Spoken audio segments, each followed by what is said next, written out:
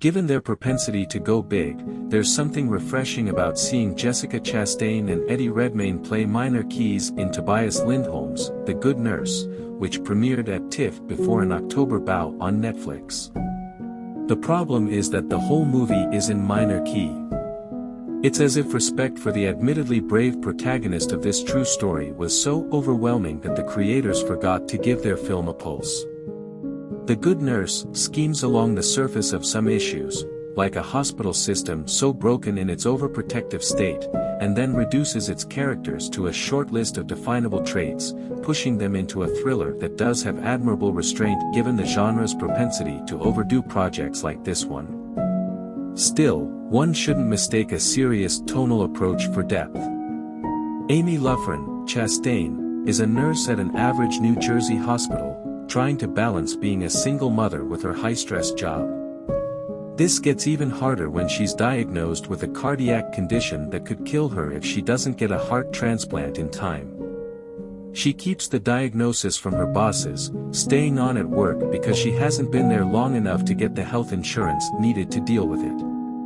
The heart issue adds a ticking time bomb aspect to The Good Nurse, in that if the tension of what's about to happen causes too high a heart rate in Amy, she could die. She thinks the opposite is going to happen when she meets the kindly Charles Cullen, Redmayne, a new nurse who befriends Amy and offers to help her with her patients, and even with taking care of her children. At first, Charles seems like a lifesaver, a colleague who knows Amy's secret, and wants to be there to help. Amy has no idea that the hospital, led by an icy Kim Dickens as its callous representative, has alerted the local authorities to a concerning situation involving the inexplicable death of one of Amy's patients. With little warning, a woman coded, and an abnormal amount of insulin was found in her system. She was clearly double-dosed, and the hospital really only let the cops know so they could be prepared for any legal liability. The investigating officers, played by Noah Emmerich and Nnamdi Asomugha, start digging a little deeper and find a disturbing work history for Mr. Cullen involving 9 other hospitals, all of which he left with rumors swirling. And then another one of Amy's patients dies.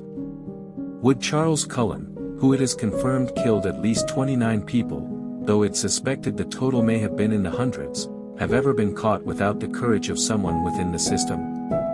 The truth is that the lawsuit-terrified operations that hired and fired Cullen didn't come close to performing their moral duties, shuffling a serial killer off to his next victim. And as long as that kind of business over ethics principle was in place, Cullen could have continued.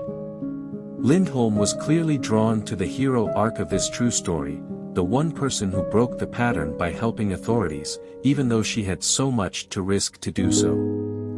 And that's about where the development of these characters ended. We learn so little about Amy and Charles beyond the facts of the case. Amy is a mother with a heart condition. That's pretty much the extent of it. Yes, there's something to be said for a thriller that focuses so intently on its true crime story that it feels like it almost traps you in it, but this movie doesn't do that either because it's too languid. It's a 2-hour version of a remarkably thin screenplay, one that often mistakes slow for subtle. And maybe it's a Netflix thing where so many new shows and movies have to look like Ozark, but I was begging someone to turn on a light once or twice. Some filmmakers mistake low lighting and speaking quietly for important drama, and it's just silly. But it speaks to how performative too much of The Good Nurse is in the end. In the end, the cast does a lot of heavy lifting that will get The Good Nurse to great movie status for some people when it premieres on Netflix. Like I said, there is something marvelous about watching these two great performers play quiet, soft-spoken characters for at least most of a film. Redmayne goes a little broad in the final scenes, but he's earned the release, which is actually more powerful because of the register he's been in up to that point. And the supporting actors are good too, particularly Asomugha, who could easily lead a gritty detective series that I'd watch every week.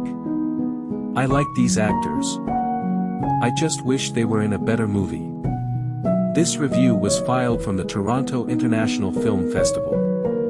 It premieres on Netflix on October 26th.